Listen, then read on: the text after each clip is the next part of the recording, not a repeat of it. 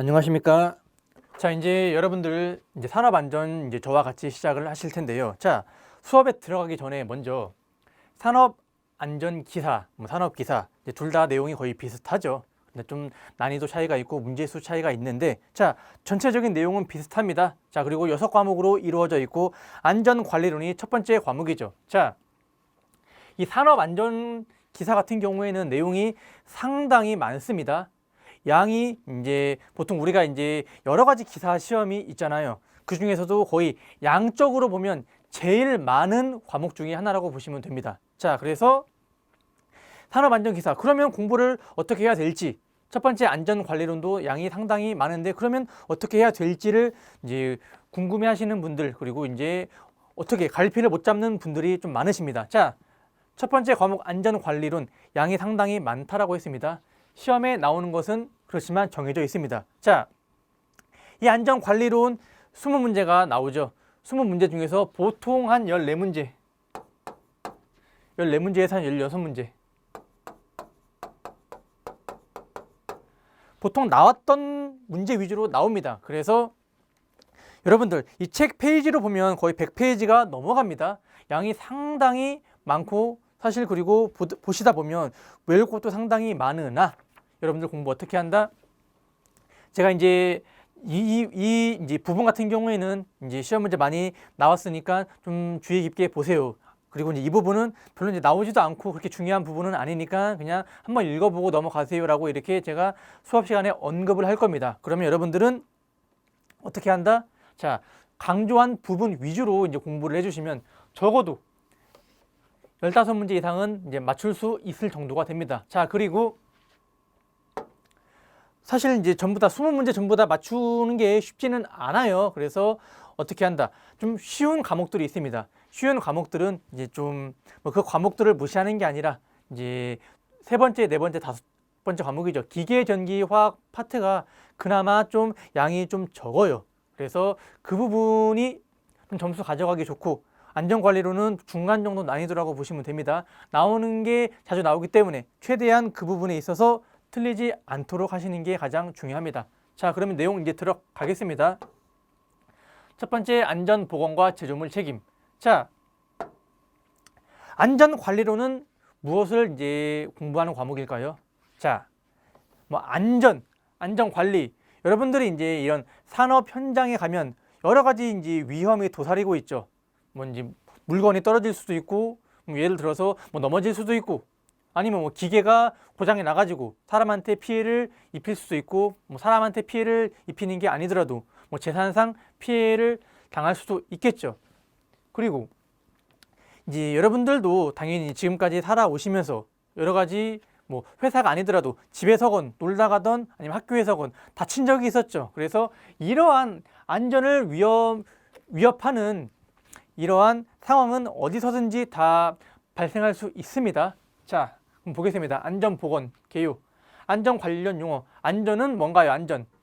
자, 사람이나 이런 물건들은 언제 어디서든지 여러 가지 위험 요소가 있죠. 자, 그런 위험을 제어하는 기술을 안전이라고 합니다. 대표적으로 뭐가 있죠? 우리 자동차 운전을 하면서 가는데 안전장비라고 하죠. 안전장비에는 뭐가 있습니까? 첫 번째로 에어백이 있겠죠. 에어백, 그리고 무슨 차선 이탈 경고 장치, 다 뭔가요? 사고가 날 수 있으니까 사고가 날 때 그 위험을 제어하는 사람 머리, 가슴 이쪽을 보호하기 위해서 에어백이 터지죠. 한마디로 위험을 제어하는 기술이잖아요. 차선 이탈 방지 같은 경우에도 차가 졸음 운전을 하거나 아니면 밀려가지고 옆으로 튕겨 나가거나 아니면 잠깐 이게 실수해서 옆으로 빠질 수가 있겠죠. 그럴 때 경보음을 울려주면 좀 위험한 상황이구나라는 것을 알려주겠죠. 한마디로 안전은 위험을 제어하는 기술입니다. 자, 그러면 위험은 뭔가요? 위험. 우리가 앞으로 위험이란 말도 많이 쓰고 리스크라는 말도 많이 씁니다. 산업안전에서. 자, 한마디로 손실이나 손상을 가져올 수 있는 상태나 조건을 말합니다. 위험. 자, 위험의 그런 건 뭔가요?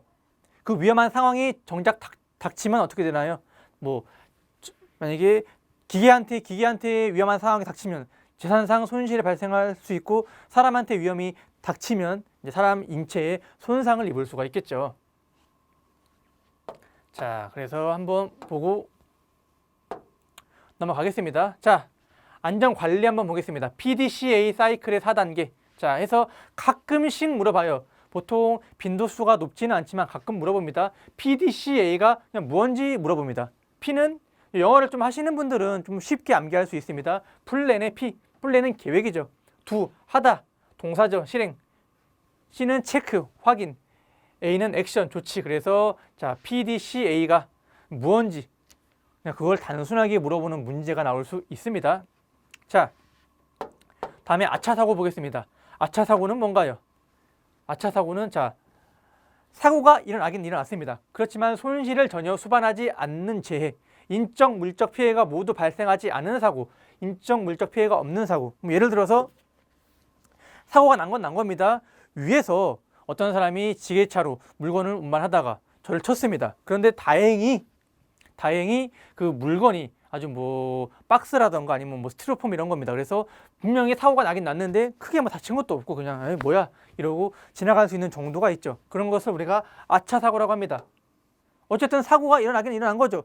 부딪혔잖아요. 부딪혀서 아니면 넘어졌는데 그냥 단순히 그냥 살짝 넘어져 갖고 손만 털고 일어나도 될 정도의 사고도 있을 수가 있죠. 그런 것을 우리가 아차사고라고 합니다. 그렇지만 사고는 사고입니다. 부딪혔기 때문에 아니면 넘어졌기 때문에.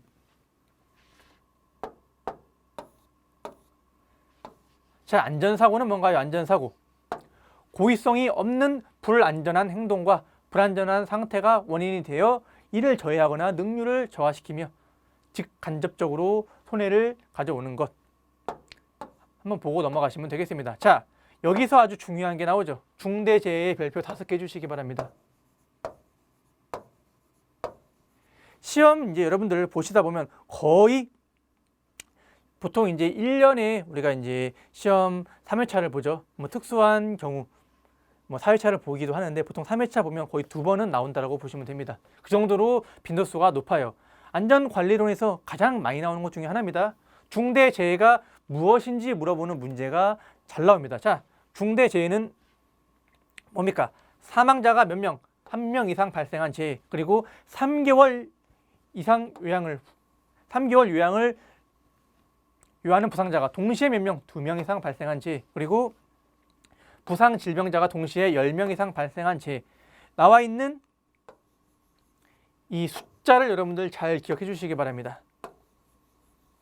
시험 문제 정말 잘 나와요. 무조건 암기해야 되겠죠. 그러면 여러분들 한 문제 정도는 가져가실 수 있습니다.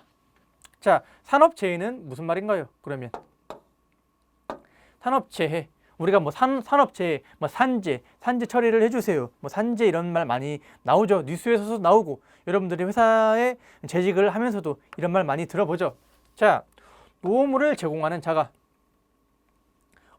한마디로 이제 근로자죠. 근로자가 업무에 관계되는 건설물, 설비, 원재료, 가스, 증기, 분진 등에 의해 어떻게 되는 겁니까? 사망하거나 부상당하거나 질병에 걸리는 것을 우리가 산업재해라고 하죠. 그래서 실제로 이제 지금은 많이 나아졌지만 이런 사고에 의해서 산업재해를 당하시는 분들이 상당히 많죠. 그렇지만 어떻습니까? 이런 것들 잘 보상을 못 받는 경우도 상당히 좀 많은 게 현실이죠. 지금은 이제 많이 바뀌었지만 저 일할 때까지만 하더라도 그래도 한 10년이 넘었으니까 그때보다 지금이 확실히 더 많이 나아졌고, 물론 더 나이 드신 분들이 보기에는 이제 예전에는 더 심했었죠. 군대도 똑같잖아요. 예전 같은 경우에는 다치는 사람도 더 많고 뭐 더 말도 안 되는 것도 시켰지만 요새는 많이 바뀌고 있죠. 그래서 이 산업재해는 한마디로 어떻게 생각하시면 됩니까? 일하다가 다치는 게 전부 다 산업재해라고 보시면 됩니다. 어쨌든 근무하다가 다치면 전부 다 산업재해로 들어가야 되는 것은 맞습니다. 자, 그러면 그러한 안전에 관한 기본 방침은 누가? 사업주가 제대로 해줘야 되죠. 여기도 한 별표 하나 정도 해주시기 바랍니다. 안전보건 개선 계획서 중점 개선 항목은 시설, 기계, 장치, 작업 방법입니다. 그래서 가끔씩 물어봐요. 이제 객관식 1, 2, 3, 4번이 나오겠죠. 그래서 이거 3개 넣어놓고 아닌 거 하나 넣은 다음에 자, 다음 안전보건 계획 개선 계획서 중점 개선 항목에 해당하지 않는 것은 하고 이제 물어보는 문제가 가끔 나옵니다. 그래서 이거는 한번 여러분들 봐주시기 바랍니다. 안전보건관리 규정에 포함되어야 하는 사항. 자, 안전보건관리 조직과 직무, 조직 직무, 보건교육, 작업장 안전보건관리, 그리고 이제 사고조사 및 대책 수립, 위험성 평가에 관한 사항. 이것 또한 별표 하나 정도 빈도수로 나온다라고 보시면 되겠습니다. 자, 이제 여기는 또 읽어보시고 여기 한번 볼게요. 제조물 책임법에 명시된 결함의 종류. 자, 이 제조물 책임법이라고 해가지고 이제 언제 한 9년, 10년 전부터 이제 좀 나오기 시작했습니다. 자, 이 첫 번째로 이제 세 가지입니다. 설계상의 결함, 표시상의 결함, 제조상의 결함. 이것은 이제 무엇을 말하는 걸까요? 자, 여러분들이 이제 어떠한 물건을 샀습니다. 뭐 핸드폰을 사건 아니면 뭐 과자를 사건, 먹을 거를 사건 아니면 여러 가지 물건들을 많이 사잖아요. 자, 제조물 책임법이라고 있는데 거기에 명시된 결함은 총 세 가지입니다. 첫 번째, 설계상의 결함.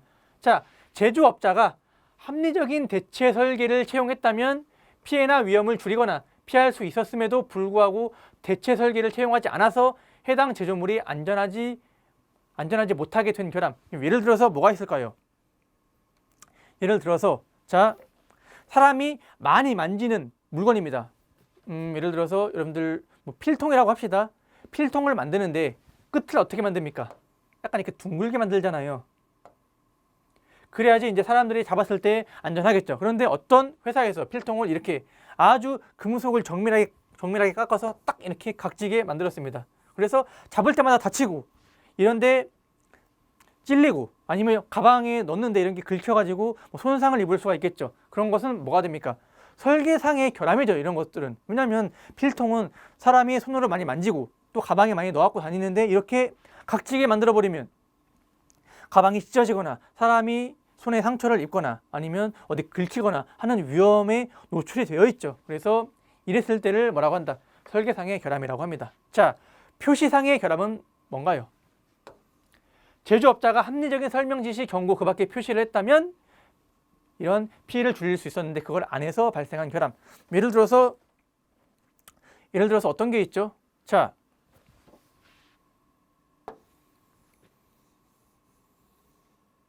이제 그러면 어떠한 이러한 이제 물질을 만들었습니다. 그래서 요새 이런 거 많이 쓰시죠? 손 세정제를 만들었어요. 그런데 여기에다가 그냥 손 세정제 이렇게 만들어 놓고 아무런 그 문구를 안 써놨습니다. 그러면 어린애들이나 모르는 사람들은 이거를 뭐 손에만 써야 되는지 아니면 먹어도 되는지 아니면 뭐 다른 물질에 발라도 되는지 이걸 잘 모르잖아요. 그런데 만약에 예를 들어서 먹지 마시오. 아니면 보통 이런 알코올이 들어간 제품 같은 경우에는 다른 물질, 부식을 시키거나 일부 요새 막 전부 다 핸드폰 같은 경우 필름을 많이 쓰잖아요. 요새 좋은 것들이 많이 나왔는데 옛날에 막 흐물흐물하는 비닐 필름 같은 경우에는 녹거나 벗겨질 수 있습니다. 그런 위험에 좀 노출이 되어 있을 수 있어요. 그래서 정해진 용도에만 쓰시오.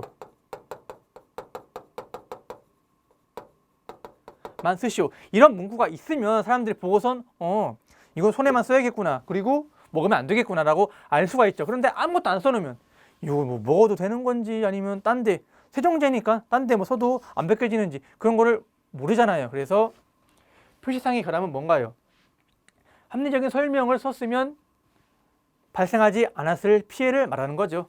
그래서 이런 걸 말합니다. 자, 다음으로 제조상의 결함. 자, 물건은 그냥 이런 설계상의 결함도 없었고 표시상의 결함도 없었지만 제조업자가 제조물에 대하여 자, 제조 가공상 주의 의무를 이행하였는지에 관계없이 제조물이 원래 의도한 설계와 다르게 제조 가공됨으로써 한마디로 자, 여러분들이 자, 과자나 음식 예를 들어서 과자를 샀습니다. 당연히 과자는 이상이 없고 먹었을 때 안전해야 되죠. 그런데 안에 이상한 뭐 포크 아니면 무슨 이러한 뭐 철 이런 게 들어갔습니다. 그럼 당연히 안 되고 잘못된 거죠. 그런 것처럼 자, 제조물이 원래 의도한 과자는 원래 사람이 먹어서 그냥 기분 좋게 맛있게 먹을 수 있도록 만들어줘야 되는 거지. 이런 먹을 수 없는 게 들어가면 안 되죠. 한마디로 의도한 설계와 다르게 제조가 된 거죠. 그걸 우리가 제조상의 결함이라고 합니다. 이런 것들을 인정하는 경우가 사실 많이 없죠. 뭐 예를 들어서 특히나 차에 대해서 자동차에 있어가지고 제조상의 결함이 많이 발생하죠. 뭐 여러 가지가 있었죠. 예전에는 뭐 트렁크에서 물이 새는 차가 있었고, 최근에는 자동차 머플러에서 물이 안 빠져갖고 고이는 그러한 차량이 발생했습니다. 제조상의 결함이죠. 해결을 그냥 머플러에 구멍 뚫어주고 그냥 끝냈대요. 그래서 그런 일도 있습니다. 어쨌든 제조상 원래 의도와는 다르겠죠. 머플러에서는 이러한 이제 배기가스랑 이런 수증기가 잘 빠져야 되는데 안 빠지고 있으니까 수증기가 안에서 고여갖고 물이 되는 거죠. 그래서 그러면 어떻습니까? 원래 의도한 설계대로 하면 그런 모든 배기가스가 잘 빠져야 되는데 다르게 안 빠지게 된 거잖아요. 그래서 그러한 결함을 제조상의 결함이라고 합니다. 이 세 가지 잘 여러분들 봐주셔야 됩니다. 그래서 자, 핵심 예제 보통 이 두 군데서 많이 나와요. 중대재해에 해당하지 않는 것은, 자, 사망자가 2명, 1명 이상이니까 맞죠? 그리고 3개월 요양을 요하는 부상자가 동시에 2명 이상이니까 여기도 해당되죠. 10명 이상 발생해야 되는데 12명이니까 해당되죠. 자, 3개월 요양을 요하는 부상자가 1명, 2개월 4명. 자, 한번 잘 보겠습니다. 3개월 요양을 요하는 부상자가 동시에 2명 이상 발생한 재해를 중대재해라고 하고, 1명이고 2개월짜리는 몇 명이든 상관없습니다. 1개월짜리가 100명, 뭐 2개월짜리가 4명 상관없이 3개월 요양을 요하는 부상자가 2명 이상일 때 중대재해라고 합니다. 그래서 정답 4번입니다. 나와 있는 그냥 이 텍스트 그대로 암기를 하시고 여러분들이 더 생각을 해가지고 이것도 심각한데라고 이렇게 생각을 하지는 않으셨으면 합니다. 있는 그대로만 암기해 주시면 됩니다. 자, 제조물 책임법에 명시된 결함의 종류에 해당하지 않는 것은 우리 뭐 봤죠? 제조상, 표시상, 설계상 받고 사용상의 결함은 우리가 본 적이 없죠. 정답은 3번입니다.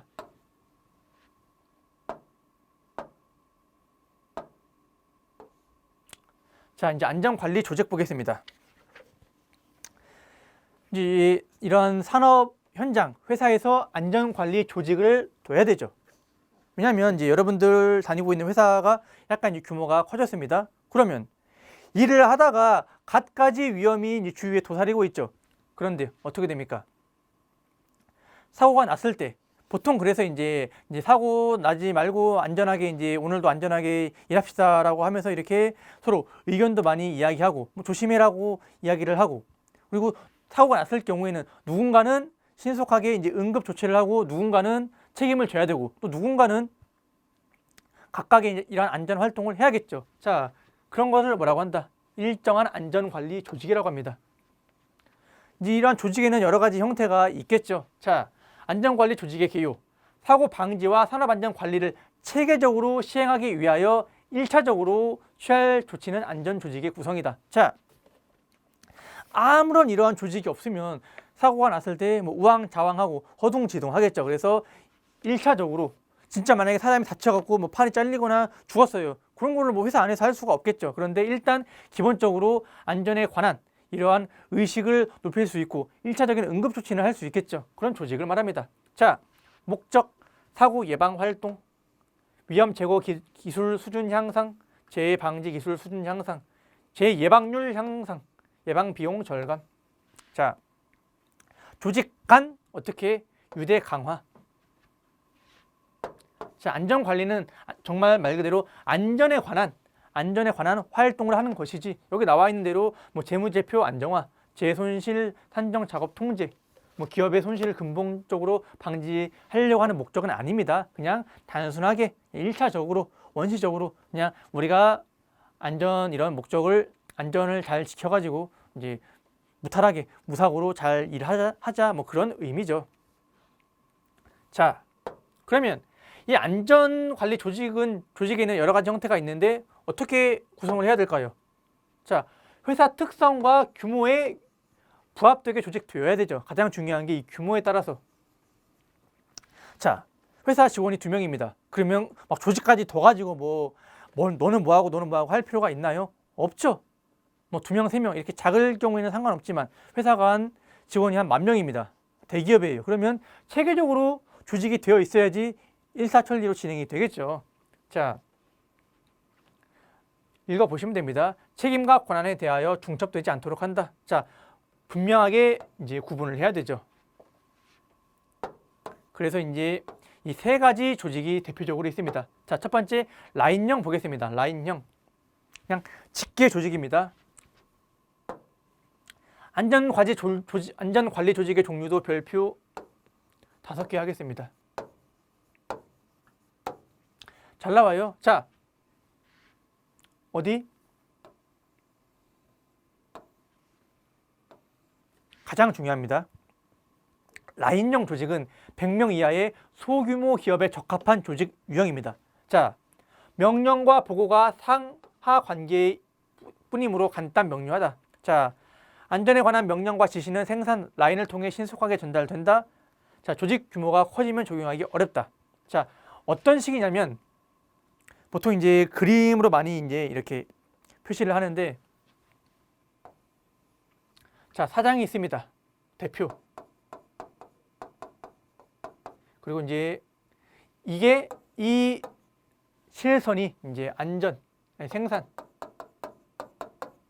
그리고 점선이 안전에 관한 지시라고 여러분들 보시면 되겠습니다. 자, 생산 명령 누구한테 합니까? 중간 관리자한테 하겠죠. 그러면 중간 관리자는 누구한테 내립니까? 이제 뭐 팀장. 그러면 이제 직원들한테 이제 생산에 관한 명령을 내리겠죠. 한마디로 대표가 오늘 예를 들어서 자동차 창문 100개 만들어야 되는데 뭐 100개 만들어. 그러면 100개 만들어 이렇게 내려오겠죠. 너는 그러면 이제 유리니까 만들기 위해서 뭘 해라 해서 팀장님이 지시를 다 하겠죠. 이런 식으로 어떻게 된다. 규모가 작으니까 직접 내려옵니다. 그리고 안전에 관한 지시도 바로 내려오죠. 이렇게.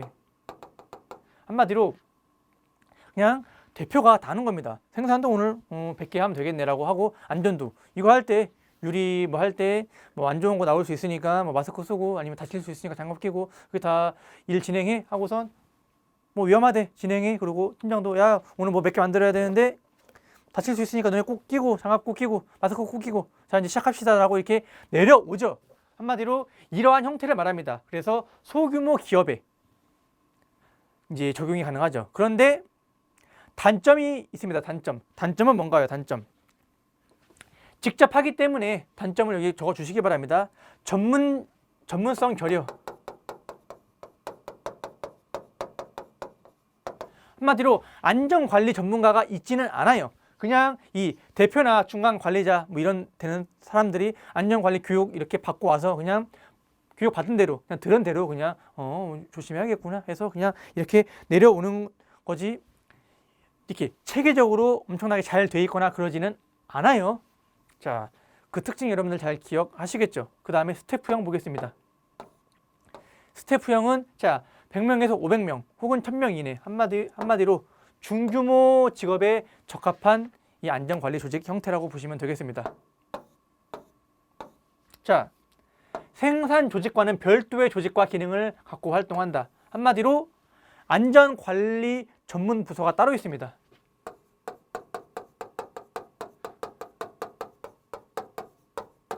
서가 따로 있고, 자, 이 안전관리 스태프의 주된 역할은 안전관리 계획안 작성, 실시 계획 추진, 정보 수집과 주지 활용, 이 일만 하는 겁니다. 자, 라인형과 차이는 뭐였죠? 라인형은 그냥 생산도 하면서 안전관리도 전부 다 지켜야 되죠. 그런데 이 스태프형은 한마디로 이 안전관리 스텝이 안전에 관한 일만 해요.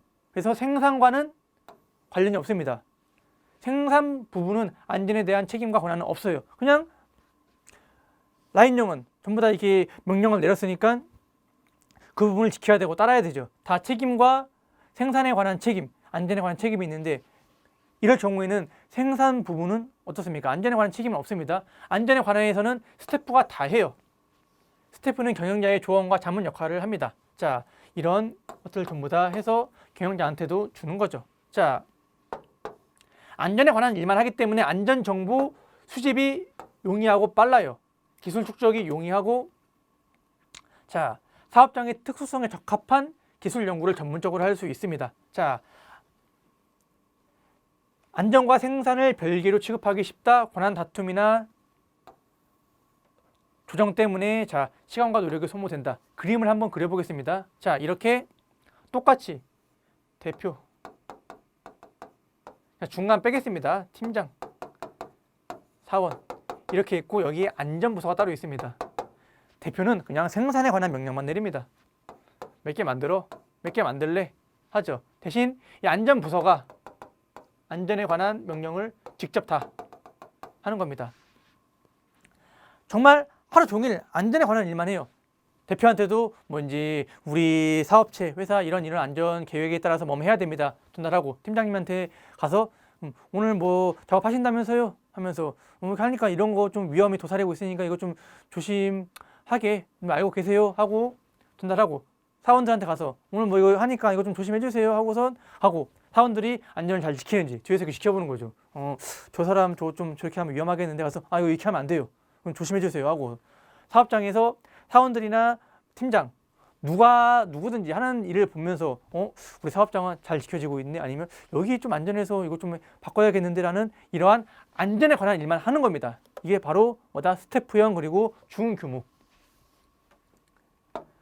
적합한 이제 조직이죠. 마지막으로 라인 스태프형. 자, 라인형과 스태프형 장점을 섞어 놓은 겁니다. 그래서 어디에? 대규모 기업에 적합하다. 대기업에서는 라인 스태프형 관리 조직을 씁니다. 자, 라인의 관리, 감독자에게도 안전에 관한 책임과 권한이 부여됩니다. 안전 스태프는 안전에 관한 기획, 입안, 조사, 검토 및 연구 등을 행하고, 자, 안전 계획 평가 조사는 스태프에서, 생산 기술의 안전 대책은 라인에서 실시한다. 한마디로 뭐냐면 안전에 관한 이렇게 보시면 됩니다. 안전에 관한 좀 원리적인 뭔가 그러니까 문서적인 업무만 주로 하고선 어떻게 합니까? 생산 쪽에서 안전 대책은 라인에서 실시를 하는 겁니다. 자, 조직원 전원은 자율적으로 안전 활동에 참여시킬 수 있다. 이상적인 조직 형태다. 자, 스태프의 월권 행위가 발생할 수 있으면 라인이 스태프에 의존하거나 활용치 않는 경우가 있다. 자, 명령 개통과 조언, 권고적 참여가 혼동되기 쉽다. 안전에 관한 응급조치, 통제 수단이 복잡하다. 한마디로 그림을 그려서 한번 설명을 해볼게요. 이것도. 자, 대표, 팀장, 사원, 그리고 이제 안전 부서가 있습니다. 자, 같이 이렇게 합니다. 서로 상호적으로. 안전에 관한 이제 명령이랑 생산에 관한 이런 걸 다 받죠. 그런데 안전부서는 대표한테만 전달을 합니다. 그러니까 좀 한마디로 대표한테 한다라는 게 정말 대표랑 만나서 한다는 게 아니라 한마디로 뭐죠? 좀 회사의 안전에 관한 큰 계획, 뭐 큰 틀 이런 것만 정말 이런 거에 대해서 정말 짜주고 같이 내려갑니다. 여기서도. 한마디로 안전관리 조직이 이제 일반 사원이나 일반 팀장한테까지 가서 직접적으로 이거 뭐 하세요 하지는 않아요. 왜냐하면 대규모 기업이잖아요. 대규모 기업은 좀 교육 같은 것도 많이 하고 잘 돼 있습니다. 그래서 이런 팀장이나 사원 이런 라인에서도 엄청나게 교육을 많이 합니다. 이제 안전에 관해서 우리도 뭐 해야 되고 해서 일반 생산 부분에 있는 안전 같은 경우에는 이쪽에서 알아서 한 다음에 최종적으로 올려주는 겁니다. 그럼 여기서는 크게 파악하고선 계획을 하죠. 왜냐하면 워낙 이제 회사의 규모가 커지다 보니까 이 안전 조직이 일일이 직원이 1000명이 넘어가고 대기업 같은 경우에는 10,000명이 넘어가는데 일일이 가서 다 볼 수가 없겠죠. 그래서 자, 아주 큰 틀적으로 이렇게 크게 계획을 짜고 아주 매뉴얼을 짠 다음에 전달해주면 여기서 내려가는 거죠. 자, 야, 안전 이쪽에서 이거 하래 하면 다 지켜 이렇게 하고선 내려가는 거죠. 어떤 식인지 알겠죠. 라인형과 차이는 뭡니까? 전문가가 존재한다라는 이 차이점이 있죠. 그래서 워낙 크니까 일일이 갈 수 없기 때문에 이렇게 합니다. 그런데 단점으로 뭐가 있죠? 단점이 여기 나와 있죠. 명령 개통과 조언, 권고적 참여가 혼동되기 쉽다. 이게 뭔 말입니까? 직접 말하는데 사실 이 안전 쪽이 뭐냐면 약간 명령하거나 좀 강압적으로 이것 좀 해주세요라고 하는 그런 부분이 좀 있습니다. 자, 그런데 난 대표인데 이렇게 볼 수가 있겠죠. 안전? 넌 내 사원이잖아. 네가 나한테 뭐라고 해? 아, 하기 싫어. 이렇게 할 수도 있죠. 그런데 여기서는 아, 해야 돼요. 하세요라고 하기 때문에 약간 의견 충돌이 발생할 수 있다라는 점이죠. 그래서 어떠한 단점이 있는지는 여러분들도 아시겠죠. 솔직히 힘이 없죠. 사원인데 말 들어야 되잖아요. 그래서 이러한 문제점이 약간 있을 수는 있습니다. 현실적으로는 좀 그래요. 우리가 이제 공부해서 지금 산업안전 자격증을 취득하려고 하죠. 그럼 우리는 적어도 이 스태프형 조직이나 아니면 이 라인 스태프형 조직에 들어가서 안전관리 부서에 일할 수 있는 가능성이 있겠죠. 그래서 안전에 관한 이러한 업무만을 전문적으로 한다라고 보시면 되겠습니다. 자, 이 세 가지가 중요하고 다음에 나오는 프로젝트 조직이랑 관료주의 조직은 그렇게 중요하지는 않습니다. 그냥 한번 읽어볼게요. 프로젝트 조직은 그냥 과제 중심의 조직. 이 회사별로 이 프로젝트를 하는 회사들도 많습니다. 그래서 이 팀, 예를 들어서 뭐 생산 1팀, 2팀, 3팀 아니면 무슨 뭐 소화기 제작팀 이렇게 정해져 있는 게 아니라 그때마다 보통 이제 국책 연구를 하는 저 같은 경우에는 좀 그런 친구들이 연구소에 많이 있어가지고 뭐 들어보면 이런 국책 연구를 따서 하는 경우 보면 딱 그 프로젝트에 따라서 관련된 가장 잘할 수 있는 사람들 한 5명, 6명끼리 팀을 이룹니다. 그 프로젝트 끝나면 또 끝나요. 해체되고 또 다른 걸로 바뀌겠죠. 그래서 항상 바뀔 수 있는 조직을 말합니다. 그래서 특정 과제를 수행하기 위해서 필요한 자원과 재능을 여러 부서로부터 임시로 집중시켜. 예를 들어서 산업안전 과제가 주어졌어. 이거 잘하는 사람 팀에서 각출해서 한 명씩 나오겠죠. 그래서 임시로 모였다가 흩어지는 그런 형태를 말합니다. 자, 관료주의 조직은 자, 보통 우리가 뭐 공무원 생각하시면 되죠. 그런 딱딱한 기업, 뭐 계급에 따라서 체계적으로. 그래서 자, 새로운 사회와 기술적 변화에 효과적으로 적응하기 어렵다. 보통 잘 안 바꾸려고 하잖아요. 원래 하던 대로. 사실 뭐 이해도 됩니다. 왜냐하면 뭐 이거 한다고 성과급을 많이 주는 것도 아니고 확 올라갈 수 있는 것도 아닌데 그냥 시키는 일만 해도 돈 주니까. 그리고 더 이상 시키는 일 하기도 힘들어요. 사실 요새는 예전처럼 뭐 옛날이야 뭐 공무원들 많이 놀고 그랬다고 하지만 요새는 공무원들도 일이 많아가고 하기 힘들죠. 그래서 뭐 변화를 좀 두려워하는, 변화를 싫어하는 그런 조직을 말하죠. 자, 매트리스형 조직까지 있다라고 보시면 되고 여기 리을, 미음, 비읍에 나와 있는 나머지 세 가지는 그렇게 뭐 여러분들이 주의 깊게 안 보셔도 됩니다. 자, 핵심 예제 한번 볼까요? 라인형 조직의 특징으로 옳은 것은 안전에 관한 기술의 축적이 용이하나요? 아니죠. 전문성이 결여되어 있죠. 그런데 안전에 관한 지시나 조치는 신속하죠. 바로바로 다이렉트로 딱 떨어지니까 신속하죠. 아니면 스태프형 조직이 조치가 신속하지는 않죠.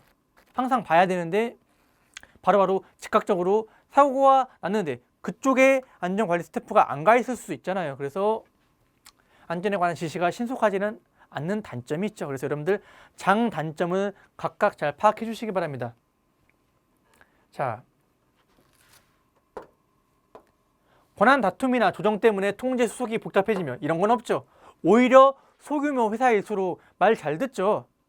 대규모 같은 경우에는 사실 말도 잘 안 듣고 누가 누구 있는지도 모르겠지만 몇 명 안 돼요. 그러면 너 해 하면 바로바로 듣고선 물론 만드는 사람도 있지만 그래도 이 명령 체계가 짧고 신속하잖아요. 그래서 그러한 장점이 있습니다. 그래서 복잡해진다. 이것은 라인형 조직의 특징은 아닙니다. 자, 다음에 라인 스태프형. 가장 이상적인 형태고 대규모 회사에 적용 가능한 거죠. 특징이 아닌 것은 조직원 전원을 자율적으로 참여시킬 수 있죠. 자, 스태프의 월권행이 있을 수 있습니다. 생산 부문은 안전에 대한 책임도 있죠. 같이 지는 거죠. 그래서 정답은 3번이 됩니다. 자, 여기까지 하고 첫 번째 시간 마치도록 하겠습니다. 수고하셨습니다.